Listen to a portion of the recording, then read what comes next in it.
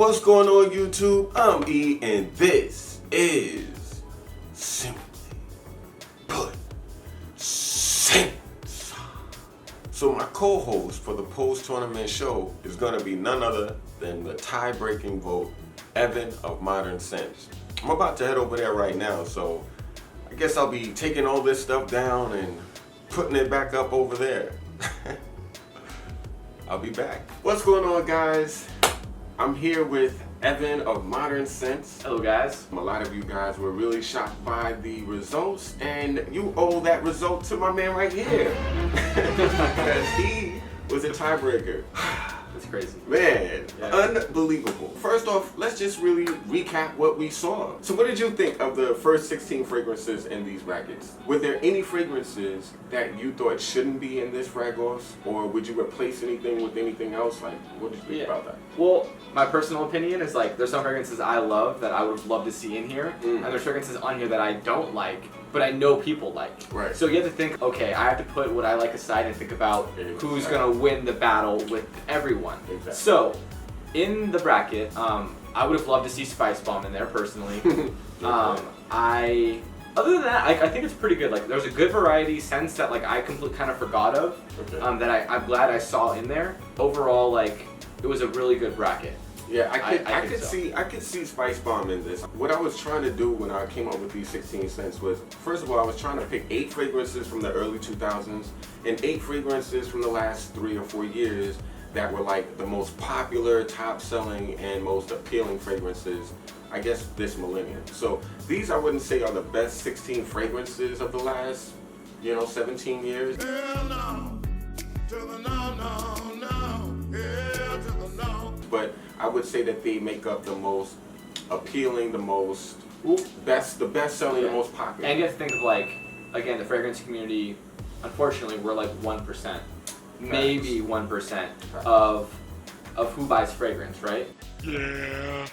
Okay. So you have to think, maybe some people don't like a certain scent, but Chanel, Bleu de Chanel, Dior Sauvage, other stuff like that, they're best sellers for a reason.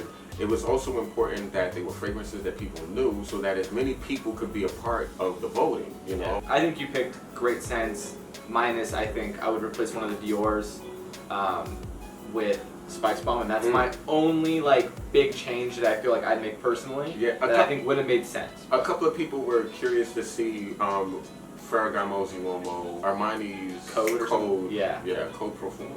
Something like that. Yeah. So there was like a few other fragrances that people wanted to see, but you can't please everyone. You ain't lying. Based on the winners of the Sweet 16 round, we basically came to the Elite 8, and we had 8 fragrances move on. Were there any fragrances that you were surprised to see move on that the community chose? You thought Tom Ford's Grey Betterbird was a better option than Profumo? Personally, yes, definitely.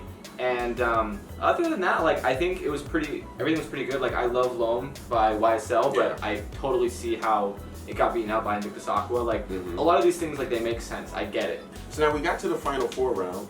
Dior Intense beat Pure Malt for the 2nd year in a row in that Elite 8. And it was really, really shocking to see it happen twice. Were there any fragrances that you were surprised moved on from the Elite 8?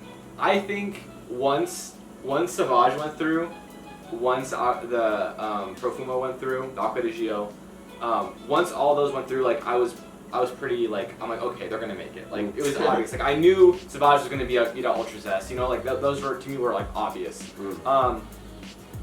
Was it obvious that Profumo was gonna beat Aqua Invictus? I think so. Really? Because people love that scent, the Acqua di Gio, so much. No, but people really love Aqua Invictus Aqua. Like, I was a little surprised by that, only because it's more of like a women-friendly fragrance. Yeah. You have the House of Paco Rabanne versus the House of Armani. It's, to me, like, Armani is like it's like David and Goliath in a way, right? Like, I feel like it's just such like Armani is like Duke in basketball, for example. Like, they're just like, they're high up there, and I feel like that's why they won. It's just like, they're just it's a higher caliber in a way. What I think really helped Acqua di Gio Profumo is the fact that it's such a versatile fragrance, and because of its versatility, it has to most people, I think. Again, right. Well, right. It has a broad appeal to various age groups. Exactly. Yeah. Like you could be an older gentleman and appreciate it. You can be a younger gentleman, and you could be in high school and appreciate Acqua di Gio Profumo. So, and I think because of its broad appeal, I think that's the reason why it probably would have taken out Invictus Aqua. But Invictus Aqua, as far as pleasant smell, it's really, really a good smelling fragrance. I think 1 million, and I think Invictus, and I think Invictus Aqua are all like brilliant scents. Like I think if it was a blind sniff test and I was sniffing a lot of those, I'd probably like those over a lot. But it's just like, I hate to admit it, like I hate to say I'm wearing 1 million. Like it's just like, it's not fun to say, and as a fragrance person, I know that like, it sucks to say that, because like, it should be about the scent, but at the same time, it's like,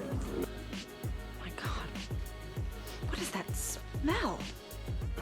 Oh. I completely get it. You all understand it, but like I do think they're all really good fragrances, and they're really nice. I respect the fragrance for what it is. You know? Yeah, absolutely. Even though it's not particularly my taste, or actually, it's not that it's not my taste, because it's not that I have an issue with the scent. Overly popular fragrances kind of fall off for me. Like, you know, I tend to like. For sure. If it's something that a lot of guys wear, I tend to not put it on a high pedestal as otherwise I would, you know, as I otherwise would, because it just seems like if everyone else has it, it's not as special, you know? It loses You're going to smell like so many other people. So many other people when you can smell like no one else. Right, good and original, or good and more memorable. Yeah, you know, because I like to be more memorable side.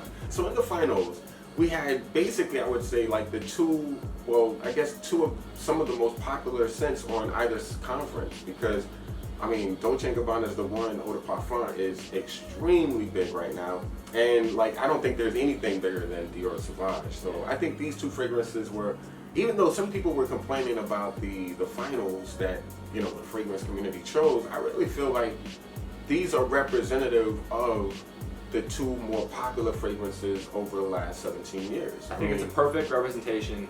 I thought it was a perfect finals. Like, I think it's, when it comes to like the mass appeal of like, not just the fragrance community, but just in general, like of fragrance, to me the perfect picks. You voted. It's like, it's not like a Mitsu or myself. Oh, I mean, I kind of chose the winner, but like, it came out that way. But like, it's not like we were like, okay, like our vote matters more. Like, he didn't vote. I didn't vote at all for any of these. Like, you guys voted, so. You know, I love how it came out to that, and to me it's kind of like Sauvage was like a #1 seed, and Dolce & Gabbana was like a #4 seed. Right. And it was kind of like, you know, which was kind of cool. It was like, again, it was almost like a Cinderella story. Yeah, with a David and Goliath. It was like a scent that like, it's respectable, but like you just thought like, okay, Sauvage is like clearly going to like you thought that, and Mitsu and I we were just like, we were on Facebook and we were just like talking, and he, you know, like we're good friends, so we talk often. And he was just like, you would not believe this, it's a tie. And I'm like, that's crazy. Like, I've been following this whole thing silently. You know, I didn't vote, but like I've been following it. And I was like, wow, that's nuts. Unbelievable. So now we had these two final fragrances. We had a tie. It was insane. I was like really, really tired, and I had to record. And I'm like trying to figure out, okay, how am I going to do this? How am I going to get a tiebreaker? And he told me, he goes, people are not, I can't end this tie because people won't believe it. They're gonna think they're gonna think that it was like fake just to like get views and like.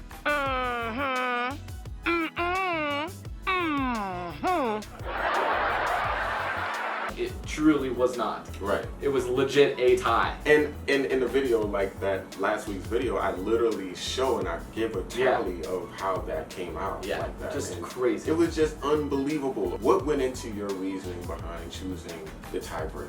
So I had an obvious choice of one I liked. Okay. The reason why I think I was a good person to choose the winner is I'm very unbiased. Okay. In my opinion, like I enjoy both these scents a lot. I think they're both good, and I completely understand why they're here. Right. But it's not like I hate the House of Dior, so I'm gonna like It's not like I chose it because I was like, ooh, I want to piss people off. Or So it wasn't a rage against the machine. No, it was very much like I appreciated both these, but there's one that I like a little bit more. I think there were a lot of rage against the machine votes against Sauvage. Yeah. Like I think there were so many votes for Dolce & Gabbana's The One just to stick it to Sauvage. Which it's probably, I totally believe that. But for me, this is why I chose Dolce & Gabbana The One. So we all know that Dolce & Gabbana The One has been an amazing scent that people say is niche quality in a designer realm, especially with the time it came out. It was almost ahead of its time. I mean, if Dolce & Gabbana The One came out today as a Creed or something else, I think people would be like, oh my god, this is like the best thing to ever be released. People loved The One. What do they complain about? It's too weak. What do people want? A stronger version. Dolce & Gabbana give them a stronger version exactly. I mean, it's pretty much exactly the same scent, which is what people loved, and they made it a little bit stronger. It's they gave you exactly what you asked for. When a scent comes out, like let's use Valentino, right? The original Valentino came out, and they came out with like a Valentino Intense, or let's just say, let's say they make something that's an eau de toilette and do an eau de parfum, and they release it as the parfum version. I expect it to be the same but stronger. Personally, that's exactly what the title entails in that fragrance. Well, wait a minute, the same scent or the same profile? But... I expect the same scent. Okay. I expect it to go from an eau de toilette concentration to an eau de parfum concentration. That's what they're saying, right?